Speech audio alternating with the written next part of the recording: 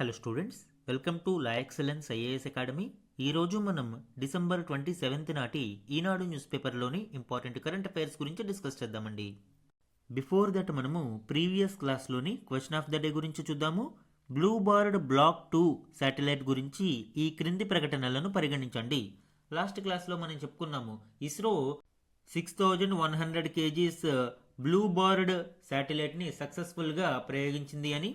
ఆ కంటెక్స్ట్లో ఈ క్వశ్చన్ని ఫ్రేమ్ చేయడం జరిగింది. ఇక్కడ 3 స్టేట్మెంట్స్ని ఇచ్చాను. ఇందులో కరెక్ట్ స్టేట్మెంట్స్ని ఐడెంటిఫై చేద్దాం. స్టేట్మెంట్ 1, ఇది ప్రామాణిక స్మార్ట్ ఫోన్లకు నేరుగా ఉపగ్రహ కనెక్టివిటీని అందించడానికి రూపొందించబడింది. ఎస్, ఈ స్టేట్మెంట్ కరెక్ట్ అండి. ఈ బ్లూ బర్డ్ బ్లాక్ 2 మిషన్ అనేది డైరెక్ట్ టు మొబైల్ కనెక్టివిటీని అందించడం కోసం, అంటే direct to mobile through satellite అందించడం కోసం ఇక్కడ ఒక కాన్స్టిలేషన్ని ఏర్పాటు చేయడం జరిగింది. ఈ గ్లోబల్ కాన్స్టిలేషన్లో భాగంగా ఈ బ్లూ బర్డ్ బ్లాక్ 2 మిషన్ని చెప్పవచ్చు. ఈ కాన్స్టిలేషన్ అంటే ఉపగ్రహాల కూటమి ద్వారా డైరెక్ట్గా 4G మరియు 5G voice and video calls, texts మరియు డేటా స్ట్రీమింగ్ ఇలాగా అన్నిటినీ నార్మల్ స్మార్ట్ ఫోన్స్కి కూడా అందించడానికి ఇక్కడ అవకాశం కల్పించబడుతుంది. సెకండ్ వన్ చూడండి, ఇది భూ నిమ్న కక్ష అంటే లో ఎర్త్ ఆర్బిట్లో పనిచేస్తుంది. ఎస్, ఈ స్టేట్మెంట్ కూడా కరెక్టేనండి. ఎందుకు అంటే ఈ బ్లూ బర్డ్ బ్లాక్ 2ని మనము 518.5 కిలోమీటర్ల ఎత్తులో ప్రవేశపెట్టడం జరిగింది. అండ్ ఈ కక్షలో మనకి ఈ లో ఎర్త్ ఆర్బిట్లో ఈ ఉపగ్రహం పనిచేస్తుంది. అయితే జనరల్గా ఒక డౌట్ రావచ్చు, కమ్యూనికేషన్ శాటిలైట్స్ అనేవి జనరల్గా జియో స్టేషనరీ ఆర్బిట్లోకి ప్రవేశపెడుతూ ఉంటారు. మరి ఈ బ్లూ బర్డ్ బ్లాక్ 2 అనేది కమ్యూనికేషన్ శాటిలైటే కదా, మరి లో ఎర్త్ ఆర్బిట్లో ఎందుకు ప్రవేశపెట్టారు అని. యాక్చువల్గా జియో స్టేషనరీ ఆర్బిట్లో ప్రవేశపెట్టడం ద్వారా కమ్యూనికేషన్ శాటిలైట్స్ భూమి మీద ఒక పొజిషన్ నుంచి స్టేషనరీగా కనిపిస్తూ ఉంటాయి. కాబట్టి ఇక్కడ ట్రాన్స్ఫర్ ఆఫ్ డేటా మరియు కమ్యూనికేషన్ పర్పస్లకి ఇది కీలకంగా ఉంటుంది. కానీ ఈ blue bird block 2 communication satellite అనేది డైరెక్ట్ టు మొబైల్ కనెక్టివిటీని అందించడం కోసం త్రూ శాటిలైట్ టెక్నాలజీ దీనిని ప్రవేశపెట్టడం జరిగింది. కాబట్టి లో ఎర్త్ ఆర్బిట్స్లో దీనిని ప్రవేశపెట్టారు. ఇక థర్డ్ వన్ చూడండి, ఇది పూర్తిగా ఇస్రోచే అభివృద్ధి చేయబడిన భారతీయ ఉపగ్రహం. ఈ స్టేట్మెంట్ రాంగ్ అండి. ఎందుకు అంటే దీనిని అమెరికాలోని టెక్సాస్కి చెందిన ఒక space mobile agency AST space mobile అనే సంస్థ అభివృద్ధి చేసింది. దీనిని ఇస్రో అభివృద్ధి చేయలేదు. కాబట్టి థర్డ్ వన్ రాంగ్. మనకి ఫస్ట్ 2 స్టేట్మెంట్స్ గురించి ఐడియా లేకపోయినా థర్డ్ స్టేట్మెంట్ గురించి తెలిస్తే మనము మిగిలిన ఆప్షన్స్ని ఎలిమినేట్ చేయవచ్చు. 3 ఎక్కడ రాంగ్ ఉంటే ఆ ఆప్షన్ని మనము ఎలిమినేట్ చేయవచ్చు. ఆన్సర్ ఏమవుతుందండి? 1 and 2 only is the correct answer ఇక్కడ. ఈరోజు మన ఫస్ట్ ఆర్టికల్ చూడండి, 3 దశాబ్దాల తర్వాత గుజరాత్లో పులి దర్శనం. ఈ ఆర్టికల్ ఇటీవల రతన్ మహల్ వైల్డ్ లైఫ్ శాంక్చురీలో చాలా రోజుల తర్వాత, అరౌండ్ 36 సంవత్సరాల తర్వాత పులి జాడలు దర్శనమిచ్చాయి. సో దీని యొక్క ప్రాముఖ్యత ఏంటి అనేది ఇక్కడ చూద్దాము. ఎగ్జామ్ పాయింట్ ఆఫ్ వ్యూలో మనకి Ratan Mahal wild life sanctuary అనేది ఇప్పుడు ఇంపార్టెంట్ అండి. దాదాపు 3 దశాబ్దాల అనంతరం గుజరాత్లో పులి దర్శనమిచ్చింది అని నేషనల్ టైగర్ కన్జర్వేషన్ అథారిటీ నిర్ధారించింది. దీంతో పులి సంచరిస్తున్న రాష్ట్రాల జాబితాలో గుజరాత్ తిరిగి చేరింది అని ఉప ముఖ్యమంత్రి హర్ష్ సంఘవి శుక్రవారం ప్రకటించారు. ఇప్పుడు ఇక్కడ విశిష్టత ఏంటి అంటే పిల్లి జాతికి చెందిన 3 ముఖ్యమైన వన్యప్రాణులు సింహం, పులి, చిరుతపులులు కలిగి ఉన్న రాష్ట్రంగా గుజరాత్ నిలిచింది అని ఈయన పేర్కొనడం మనం చూడవచ్చు. దాదాపు 36 సంవత్సరాల క్రితం 1989లోనే గుజరాత్లో పులులు అంతరించిపోయాయని అటవీ రికార్డులు పేర్కొంటూ ఉన్నాయి. అయితే అడవుల్లో సంచరిస్తున్న ఒక పులి దాహోడ్లోని రతన్ మహల్ వన్యప్రాణి సంరక్షణ కేంద్రంలో దర్శనమిచ్చింది అని, ఇప్పుడు ఆ ప్రాంతాన్ని పులి తన నివాస ప్రాంతంగా మార్చుకుంది అని అటవీ శాఖ అధికారులు వెల్లడించారు. ఇక Ratan Mahal wild life sanctuary గురించి చూద్దాము. ఇది గుజరాత్లోని దాహోడ్ డిస్ట్రిక్ట్లో ఉంది. నియర్ గుజరాత్ మధ్యప్రదేశ్ బోర్డర్లో దీనిని మనం చూడవచ్చు. దీనిని 1982లో వైల్డ్ లైఫ్ శాంక్చురీగా డిక్లేర్ చేయడం జరిగింది. దీనిని Ratan Mahal sloth bear sanctuary అని కూడా పిలుస్తారు. ఎందుకంటే అత్యధికంగా స్లాత్ బేర్స్ ఎక్కువగా ఉన్న వైల్డ్ లైఫ్ శాంక్చురీగా దీనిని మనం చెప్పవచ్చు. ఇక్కడ చూడండి, స్పెసీస్ అండ్ బయోడైవర్సిటీ మనం చూస్తే highest sloth bear population in గుజరాత్లో అత్యధిక స్లాత్ బేర్ పాపులేషన్ ఉన్న వైల్డ్ లైఫ్ శాంక్చురీగా Ratan Mahal wild life sanctuary ఉంది. అండ్ దీనిలో లెపార్డ్స్, స్ట్రైప్డ్ హైనాస్ మరియు 4 హార్న్డ్ యాంటిలోప్స్, దుప్పులు అంటారు వీటిని. సో ఇవన్నీ కూడా మనము ఈ శాంక్చురీలో చూడవచ్చు. అలానే సుమారు 147కు పైగా పక్షి జాతులు ఇక్కడ రికార్డ్ అయి ఉన్నాయి. అండ్ దీని యొక్క ల్యాండ్స్కేప్ మరియు ఎకాలజీ చూస్తే forest type dry take mixed deciduous అని ఉంటుంది. అలానే పనామ్ నదీ పరివాహక క్యాచ్మెంట్ ఏరియాలో దీనిని చూడవచ్చు. ఇక వృక్ష జాతులు ఫారెస్ట్ ఫ్లోరాలో టేక్, బాంబూ, జామున్, మహూదా, బేర్ ఇవి డామినేటెడ్ ఫ్లోరాగా మనం చూడవచ్చు. అలానే recent 2025 tiger sighting revives tiger reintroduction hopes in Gujarat. So ఇప్పుడు ఈ అభయారణ్యంలో టైగర్ తిరిగి దర్శనం ఇవ్వడంతో గుజరాత్లో మళ్ళీ పులుల యొక్క రీఇంట్రడక్షన్ పాసిబిలిటీ మీద ఆశలు చిగురించాయి. అందుకే ఈ సైటింగ్ అనేది చాలా ప్రాముఖ్యతను సంతరించుకుంది అండి. ఎగ్జామ్ పాయింట్ ఆఫ్ వ్యూలో మనకి Ratan Mahal wild life sanctuary అనేది ఇంపార్టెంట్. అదేవిధంగా నేషనల్ టైగర్ కన్జర్వేషన్ అథారిటీ గురించి కూడా చూద్దాం. The national tiger conservation authority has been constituted under section 38L1 of wildlife protection act 1972. కాబట్టి ఇది ఒక స్టాట్యూటరీ సంస్థ, ఇది చట్టబద్ధ సంస్థ. దీనిని వైల్డ్ లైఫ్ ప్రొటెక్షన్ యాక్ట్ వన్యప్రాణి సంరక్షణ చట్టం 1972 కింద ఏర్పాటు చేయడం జరిగింది. అలానే ఇందులో section 38L subsection 2 of wildlife protection act 1972 ప్రకారం minister in charge of the ministry of environment and forests, అంటే కేంద్ర పర్యావరణ మరియు అటవీ మంత్రిత్వ శాఖ అధీన మంత్రి ఎవరైతే ఉన్నారో ఆయన దీనికి చైర్పర్సన్గా వ్యవహరించాలి. అలానే minister of state in the ministry of environment and forest as vice chairperson, అంటే వైస్ చైర్పర్సన్గా సహాయ మంత్రి, మినిస్టర్ ఆఫ్ స్టేట్ సహాయ మంత్రి ఎవరైతే ఉంటారో ఆయన ఇక్కడ వైస్ చైర్పర్సన్గా వ్యవహరిస్తారు. 3 members of parliament, secretary, ministry of environment and forests and other members ఇందులో సభ్యులుగా ఉంటారు. పులుల సంరక్షణకి అవసరమైన అన్ని చర్యలను ఈ ఎన్టీసీఏ తీసుకుంటూ ఉంటుందండి. లైక్ పాలసీ గైడ్లైన్స్ కావచ్చు, ఫైనాన్షియల్ అండ్ టెక్నికల్ సపోర్ట్ కావచ్చు, monitoring and surveillance, habitat management, ఇలా పులుల సంరక్షణకు అవసరమైన చర్యలను ఈ ఎన్టీసీఏ తీసుకుంటుంది. మన నెక్స్ట్ ఆర్టికల్ చూడండి. విపత్తులకు రాజకీయ నిర్ణయాలు కారణమే, శిలాజ ఇంధనాల వినియోగం తగ్గించాలి. 2025లో భారత్లో 2277 వరదలు, ఆకస్మిక వర్షాల ఘటనలు, కౌంటింగ్ ది క్యాస్ట్ నివేదికలో వెల్లడి. ఈ ఆర్టికల్ ఇటీవల క్రిస్టియన్ ఎయిడ్ అనే సంస్థ విడుదల చేసిన కౌంటింగ్ ద క్యాస్ట్ 2025 రిపోర్టుకి సంబంధించిన కీలక విషయాలను వివరిస్తుంది. ఇందులోని కీ డీటెయిల్స్ ఇప్పుడు చూద్దాం. ఈ డేటా అనేది మనకి మెయిన్స్ ఆన్సర్ రైటింగ్లో ఉపయోగపడుతుందండి. ఇలాంటి నివేదికలను మనం కోట్ చేస్తూ ఈ గణాంకాలను ఆన్సర్ రైటింగ్లో మనము ఇన్కార్పొరేట్ చేయగలిగితే మనకి మంచి మార్క్స్ వచ్చే అవకాశం ఉంది. ఆకస్మిక వాతావరణ మార్పులు, ప్రకృతి విపత్తులకు రాజకీయ నిర్ణయాలు కూడా కారణమవుతున్నాయని క్రిస్టియన్ ఎయిడ్ సంస్థ అభిప్రాయపడింది. మానవ తప్పిదాలతో పాటు శిలాజ ఇంధన వినియోగాన్ని పెంచడంపై తీసుకుంటున్న రాజకీయ నిర్ణయాలు కూడా వాతావరణ మార్పులకు కారణమవుతున్నాయని ఇటీవల విడుదల చేసిన కౌంటింగ్ ది క్యాస్ట్ 2025 నివేదికలో క్రిస్టియన్ ఎయిడ్ సంస్థ వెల్లడి చేసింది. ఈ వాతావరణ మార్పుల కారణంగా ఏర్పడిన ప్రకృతి వైపరీత్యాల వలన ఎంత మేరకు ఆర్థిక వ్యవస్థకు నష్టం చేకూరింది అని ఈ సంస్థ వెల్లడించిన నివేదికలో చూడవచ్చండి. 2025 ఏడాదికి టాప్ 10 ప్రకృతి విపత్తులతో దాదాపు $120 బిలియన్ నష్టం జరిగింది అని, వేల మంది ప్రాణాలు కోల్పోవడంతో పాటు నిరాశ్రయులయ్యారని ఈ నివేదికలో మనం చూడవచ్చు. ఇది కేవలం రిపోర్టెడ్ గణాంకాలు మాత్రమే. ఇంకా వాస్తవిక గణాంకాలను కూడా తీసుకుంటే ఈ తీవ్రత ఇంకా ఎక్కువగా ఉంటుంది అని నివేదిక వెల్లడించింది. అలానే ప్రస్తుతం ఉన్న ప్రొజెక్షన్స్ ప్రకారం వాతావరణ మార్పులతో భూతాపం 1 డిగ్రీ పెరిగితే ఋతుపవన వర్షాలు 5% పెరిగి ఆకస్మిక వరదలతో ఆర్థిక ప్రాణ నష్టం సంభవిస్తుంది అని ఆందోళన వ్యక్తం చేయడం చూడవచ్చు. శిలాజ ఇంధనాలను ముఖ్యంగా బొగ్గు, చమురు, సహజ వాయువు వంటి వాటిని తగ్గించి పునరుత్పాదక ఇంధన వనరుల వాడకం పెంచాలి అని ఈ నివేదికలో వెల్లడించడం మనం చూడవచ్చు. ఇక ఇండియన్ కంటెక్స్ట్లో గణాంకాలను మనం చూస్తే ఈ ఏడాది జూన్, సెప్టెంబర్ వరకు దేశవ్యాప్తంగా చాలా ప్రాంతాలలో అసాధారణ వాతావరణ పరిస్థితులు నెలకొన్నాయి. హిమానీ నదాలు వేగంగా కరగడంతో నదులు ఉప్పొంగాయి. గ్లోబల్ వార్మింగ్ పెరిగే కొద్దీ ఈ గ్లేషియల్ మెల్టింగ్ అనేది ఎక్కువగా జరుగుతుంది. ఎప్పుడైతే ఈ హిమానీ నదాలు కరగడం మొదలైనాయో ఆ మంచు నీరు అంతా కూడా నదులలోకి ప్రవహించి ఆ నదులు పొంగి పొరలడం మనం చూడవచ్చు.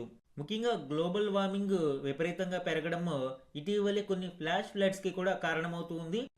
దీని వలన పంట పొలాలు పట్టణాలు నీట మునిగిపోతున్నాయి. కొన్ని చోట్ల గ్రామాలు చెల్లాచెదురవుతున్నాయి. 860 మంది వరకు ఇటీవల ఈ కారణాలతో చనిపోయారు అని నివేదిక అంచనా వేస్తుంది. ఋతుపవనాల సీజన్ ఈ ఏడాది మే నుంచి ప్రారంభమైంది. మే టు సెప్టెంబర్ యావరేజ్ రెయిన్ఫాల్ని మనం పరిశీలిస్తే దేశవ్యాప్తంగా సగటు కన్నా 8% ఎక్కువ వర్షపాతం అనేది నమోదైంది.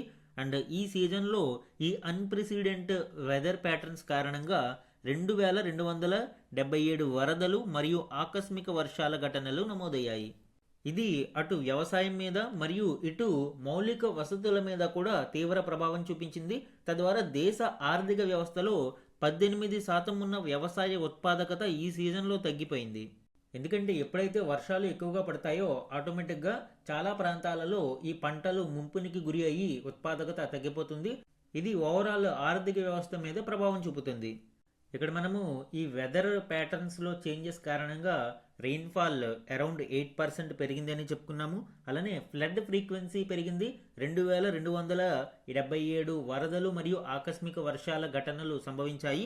దానితో పాటు 860 ప్రాణాలు కోల్పోవడం మనం చూసాము. అండ్ హిమాలయన్ గ్లేషియర్స్ చాలా ర్యాపిడ్గా మెల్ట్ అవుతుండడం కూడా మనం ఇక్కడ ఈ నివేదికలో చూడవచ్చు. సో ఈ రిపోర్ట్లోని ఇండియన్ కంటెక్స్ట్కి సంబంధించిన గణాంకాలండి ఇవి.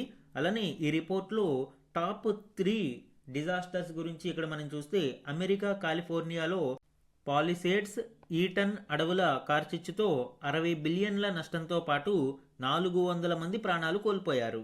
సో అత్యధికంగా ఒక సింగిల్ ఈవెంట్లో ఎక్కువ ఆర్థిక నష్టం కలిగిన ఈవెంట్గా దీనిని చెప్పవచ్చు. అలానే ఒక సింగిల్ ఈవెంట్లో ఎక్కువ ప్రాణ నష్టం సంభవించింది మనం చూస్తే నవంబర్లో ఆగ్నేయాసియాలో సంభవించిన వరదలతో థాయిలాండ్, ఇండోనేషియా, శ్రీలంక, వియత్నాం, మలేషియాలలో 1750 మంది ప్రాణాలు కోల్పోయారు మరియు నష్టం విలువ $25 బిలియన్ ఉంది. ఇక ఈ ఏడాది చైనాలో సంభవించిన ఆకస్మిక వరదలతో వేల మంది నిరాశ్రయులయ్యారు. $11.7 బిలియన్ నష్టం జరిగింది. దాదాపు 30 మంది చనిపోవడం మనము చూడవచ్చు.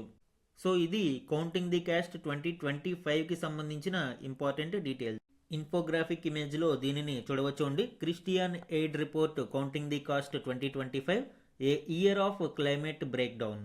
దీనిని డిసెంబర్ 27, 2025న విడుదల చేయడం జరిగింది.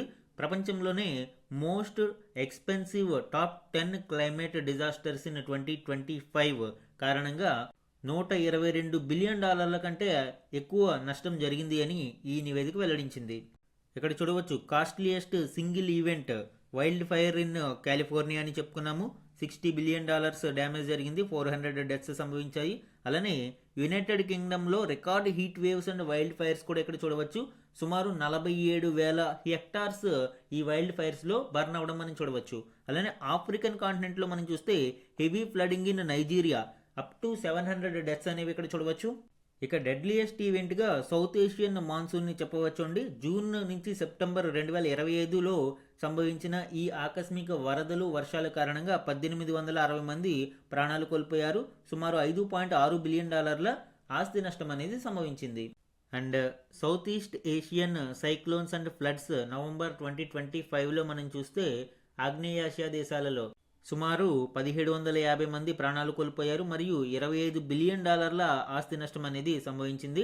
అలానే ఫిలిప్పీన్స్ మనం చూస్తే సిరీస్ ఆఫ్ టైఫూన్స్ వలన సుమారు $5 బిలియన్ ఆస్తి నష్టం సంభవించింది. 1.4 మిలియన్ల ప్రజలు నిరాశ్రయులయ్యారు. అయితే క్లైమేట్ చేంజ్ కారణంగా ఏర్పడుతున్న ఈ విపత్తులను ఎదుర్కోవడానికి ప్రపంచ దేశాలు చేయాల్సినవి ఏంటి? ఎమిషన్స్ని తగ్గించాల్సిన అవసరం ఎంతైనా ఉంది. ర్యాపిడ్ ఎమిషన్ కట్స్ మరియు మీట్ 1.5 డిగ్రీ సెంటీగ్రేడ్ టార్గెట్. మనము ప్యారిస్ ఒప్పందంలో భాగంగా ఏర్పాటు చేసుకున్న 1.5 డిగ్రీ సెంటీగ్రేడ్ రైజ్ అనే టార్గెట్ని లక్ష్యంగా పెట్టుకోవాలి. అలానే ఇంక్రీజ్డ్ క్లైమేట్ ఫైనాన్స్, ముఖ్యంగా పేద అభివృద్ధి చెందుతున్న దేశాలలో ఈ వాతావరణ మార్పులను తట్టుకోవడానికి క్లైమేట్ ఫైనాన్స్ని ఇంక్రీజ్ చేయాలి. అలానే గ్లోబల్ సౌత్ కంట్రీస్కి క్లైమేట్ యాక్షన్ కొరకు ఫండింగ్ కొరకు డెట్ రిలీఫ్ రుణాలను తగ్గించడము లేదా తీసుకునే రుణాల మీద తక్కువ మొత్తం వడ్డీలను విధించడం లాంటివి ఈ డెట్ రిలీఫ్ చేయగలిగితే ఈ క్లైమేట్ చేంజెస్ని తట్టుకోవడానికి మరియు ఈ క్లైమేట్ చేంజ్ని ఎదుర్కోవడానికి అవసరమైన సహాయాన్ని పొందగలుగుతాం.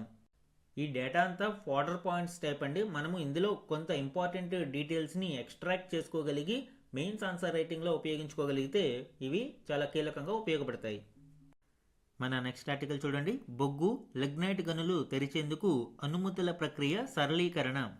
పర్యావరణానికి ఇబ్బంది కలగకుండా సస్టైనబుల్ మైనింగ్ ప్రాక్టీసెస్ని అలవాటు చేస్తూ బొగ్గు లిగ్నైట్ గనుల మైనింగ్ కార్యకలాపాలను వేగవంతంగా మరింత ముందుకు తీసుకువెళ్లడానికి అనుమతుల ప్రక్రియను సరళీకరిస్తూ కేంద్ర ప్రభుత్వం నిబంధనలను సవరించింది. దీనికి సంబంధించిన డీటెయిల్స్ ఇప్పుడు చూద్దాం.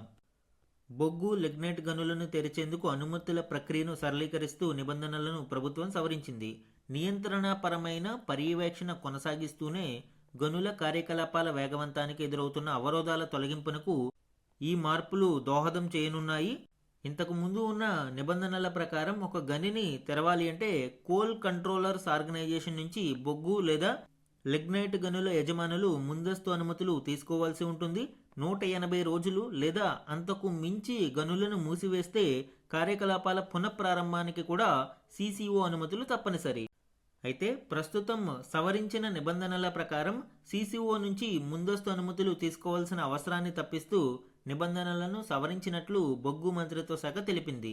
గనులను తెరవడానికి సంబంధించిన అనుమతులను సదరు బొగ్గు కంపెనీ బోర్డుకే అప్పగించినట్లు పేర్కొంది. సో దీని వలన కొంత రెడ్ టేపిజం అనేది తగ్గుముఖం పడుతుంది.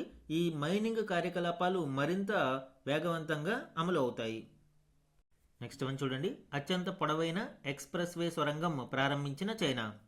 ఈ ఆర్టికల్ ఇటీవల చైనా ప్రపంచంలోనే అత్యంత పొడవైన ఎక్స్ప్రెస్ వే సొరంగాన్ని ప్రారంభించింది. దానికి సంబంధించిన డీటెయిల్స్ చూద్దాం. తియాన్షన్ షాంగ్లీగా దీనికి నామకరణం చేశారు. ఈ సొరంగం పొడవు 22.13 కిలోమీటర్లు. వాయువ్య చైనాలోని షిన్జియాంగ్ యూగార్ అటానమస్ రీజియన్లో సెంట్రల్ తియాన్షన్ పర్వతాల గుండా ఇది వెళ్తుంది. ఈ పర్వతాలలో గంటల పాటు పట్టే ప్రయాణ సమయాన్ని ఈ తియాన్షన్ షెంగ్లీ సొరంగం 20 నిమిషాలకు తగ్గిస్తుంది. 324.7 కిలోమీటర్ల పొడవైన G0711 ఉరుమ్కి యులి ఎక్స్ప్రెస్ వేలో భాగంగా దీనిని నిర్మించారు. సో ప్రపంచంలోనే అత్యంత పొడవైన ఎక్స్ప్రెస్ వే సొరంగం ఏది అంటే చైనాలోని తియాన్షన్ షెంగ్లీ. మన నెక్స్ట్ ఆర్టికల్ చూడండి. ఫార్మా వెలుగులు. ఈ ఆర్టికల్ భారతదేశంలో రోజురోజుకి విస్తరిస్తున్న ఫార్మా రంగంకి సంబంధించిన కీలక గణాంకాలను వివరిస్తూ ఉంది. దేశీయ ఫార్మా ఎగుమతుల పరిమాణం 2020-21 నుంచి 2024-25 మధ్య ఎంత మేరకు పెరిగింది అనేది ఇటీవలి లోక్సభలో కేంద్రం వెల్లడించిన వివరాల ప్రకారం ఇక్కడ అందించారు. దీనికి సంబంధించిన డీటెయిల్స్ ఇప్పుడు చూద్దాము. భారత్లో తయారవుతున్న ఔషధాలకు ప్రపంచవ్యాప్తంగా ప్రత్యేక గుర్తింపు ఉంది. ఔషధాల ఉత్పత్తి పరిమాణం పరంగా ఇండియా నేడు ప్రపంచంలోనే 3వ స్థానంలో ఉండగా వాటి విలువ పరంగా 14వ స్థానంలో ఉంది. 3,000కు పైగా సంస్థలు, 10,000కు మించి తయారీ కేంద్రాలు మన దగ్గర మందుల తయారీలో ఉన్నాయి. 60 రకాల చికిత్సలకు సంబంధించి 60,000 జెనరిక్ బ్రాండ్లు తయారవుతూ ఉన్నాయి. మన ఔషధాలు 200కు పైగా దేశాలకు ఎగుమతి అవుతూ ఉన్నాయి. ఆయా ఆర్థిక సంవత్సరాలలో దేశీయ ఫార్మా ఎగుమతుల పరిమాణం లక్షల మెట్రిక్ టన్నులలో మరియు విలువ లక్షల కోట్ల రూపాయలలో ఇక్కడ ఇవ్వడం జరిగింది. దీనికి సంబంధించిన డేటా ఇప్పుడు చూద్దాం. 2020-21లో పరిమాణం పరంగా చూస్తే 6.42 లక్షల మెట్రిక్ టన్నుల పరిమాణం ఎగుమతులు అవ్వగా విలువ 1.74 లక్షల కోట్లుగా ఉంది. ఇక 2021-22లో 10.72 అండ్ విలువ 1.74 మరియు 2022-23లో 10.55 విలువ 1.94 మరియు 2023-24 నాటికి 12.24 అండ్ విలువ 2.19 అండ్ 2024-25 లేటెస్ట్ గణాంకాలు మనం చూస్తే 12.40 లక్షల మెట్రిక్ టన్నులు ఎగుమతులు అవ్వగా విలువ 2.45 లక్షల కోట్లకు పెరిగింది. So gradual increase and growth అనేది మనం ఇక్కడ చూడవచ్చు. సో ఇది భారతదేశ ఫార్మా రంగం యొక్క పరిమాణం మరియు విలువకి సంబంధించి గత 5 సంవత్సరాలలో నమోదైన గణాంకాలు. ఈరోజు ఈనాడు న్యూస్ పేపర్లోని ఇంపార్టెంట్ వన్ లైనర్ కరెంట్ అఫైర్స్ని చూస్తే సుప్రీంకోర్టులో భారత ప్రభుత్వ అదనపు సొలిసిటర్ జనరల్గా తెదేపా మాజీ ఎంపీ కనకమేడల రవీంద్ర కుమార్ 2025 డిసెంబర్ 23న నియమితులయ్యారు. ఆయన బాధ్యతలు చేపట్టినప్పటి నుంచి 3 ఏళ్ల పాటు లేదా తదుపరి ఉత్తర్వులు జారీ చేసే వరకు ఈ పదవిలో కొనసాగుతారు. ఇది మనకి పర్సనల్ న్యూస్లో ఇంపార్టెంట్ అండి. Next one. దేశ చరిత్రలో తొలిసారిగా 6,100 కిలోల బరువైన బ్లూబర్డ్ బ్లాక్ 2 ఉపగ్రహాన్ని నిర్దేశిత కక్షలోకి ఇస్రో ప్రవేశపెట్టింది. తిరుపతి జిల్లా శ్రీహరికోటలోని సతీష్ ధవన్ స్పేస్ సెంటర్ షార్ నుంచి 2025 డిసెంబర్ 24న ఉపగ్రహాన్ని తీసుకుని అత్యంత శక్తివంతమైన బాహుబలి రాకెట్ LVM-3 M6 నింగిలోకి దూసుకెళ్లింది. దేశ తొలి మానవ సహిత అంతరిక్ష యాత్ర గగన్యాన్లో కూడా ఈ LVM-3 రాకెట్నే ఉపయోగించనున్నారు. కాబట్టి ఈ విషయంలో కూడా ఈ ప్రయోగం సక్సెస్ అవ్వడం మనందరికీ గర్వకారణం. అమెరికాలోని టెక్సాస్కు చెందిన AST స్పేస్ మొబైల్ సంస్థ రూపొందించిన అత్యంత బరువైన బ్లూబార్డ్ బ్లాక్ 2 ఉపగ్రహాన్ని ఇస్రో 518.5 కిలోమీటర్ల ఎత్తులో కక్షలోకి ప్రవేశపెట్టింది. ఆల్రెడీ దీని గురించి మనం చెప్పుకున్నాము. డైరెక్ట్ టు మొబైల్ సర్వీసెస్ని అందించడం కోసం గ్లోబల్ కన్స్టలేషన్లో భాగంగా దీనిని ఏర్పాటు చేయడం జరిగింది అని.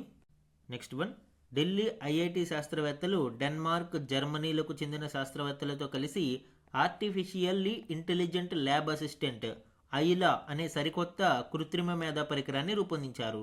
శాస్త్రవేత్తల మాదిరిగానే వైజ్ఞానిక ప్రయోగాలను నిర్వహించే సామర్థ్యం వీటికి ఉంది.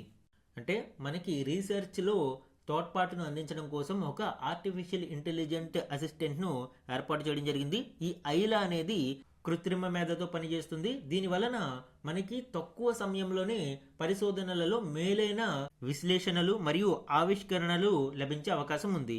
అతి సూక్ష్మ స్థాయిలో పదార్థాలను విశ్లేషించే అటామిక్ ఫోర్స్ మైక్రోస్కోప్పై ఐలా సాయంతో పరిశోధన నిర్వహించారు. ఐలా అత్యంత సంక్లిష్టమైన ఈ పరికరాన్ని సమర్థంగా ఉపయోగించగలుగుతోంది. కాబట్టి ఇంకా రీసెర్చ్ అండ్ డెవలప్మెంట్లో కూడా మనము కృత్రిమ మేధ సహాయాన్ని మరింత వేగంగా తీసుకోవడానికి అవకాశం ఉంటుంది. నెక్స్ట్ వన్, దిత్వా తుఫాను కారణంగా అతలాకుతలమైన శ్రీలంకకు భారత్ $45 కోట్ల ఆర్థిక సాయం ప్రకటించింది. శ్రీలంక పునర్నిర్మాణానికి భారత్ స్థిరమైన నిబద్ధతతో ఉంది అని విదేశీ వ్యవహారాల శాఖ మంత్రి ఎస్ జయశంకర్ తెలిపారు. ఐఆర్లో ఇండో శ్రీలంక రిలేషన్స్లో ఈ పాయింట్స్ మనకి ఇంపార్టెంట్. ఇవి ఈరోజు ఈనాడు న్యూస్ పేపర్లోని important one liner current affairs. ఈరోజు మన క్వశ్చన్ ఆఫ్ ద డే గురించి చూడండి. జాతీయ పులుల సంరక్షణ అథారిటీ NTCAకి సంబంధించిన ఈ క్రింది ప్రకటనలను పరిశీలించండి. ఈరోజు క్లాస్లో మనము Ratan Mahal wild life sanctuary గురించి చెప్పుకుంటూ అందులో ఒక పులి సంచరిస్తుంది అని NTCA నిర్ధారించింది అని చెప్పుకున్నాము. ఆ కంటెక్స్ట్లో ఈ క్వశ్చన్ని ఫ్రేమ్ చేశాను అండి. ఇక్కడ 2 స్టేట్మెంట్స్ని ఇచ్చాను. ఇందులో కరెక్ట్ స్టేట్మెంట్ని ఐడెంటిఫై చేసి ఆన్సర్ని కామెంట్ సెక్షన్లో కమెంట్ చేయండి. ఇది ఈరోజు ఈనాడు న్యూస్ పేపర్లోని ఇంపార్టెంట్ కరెంట్ అఫైర్స్ మీద daily analysis. Thank you for watching.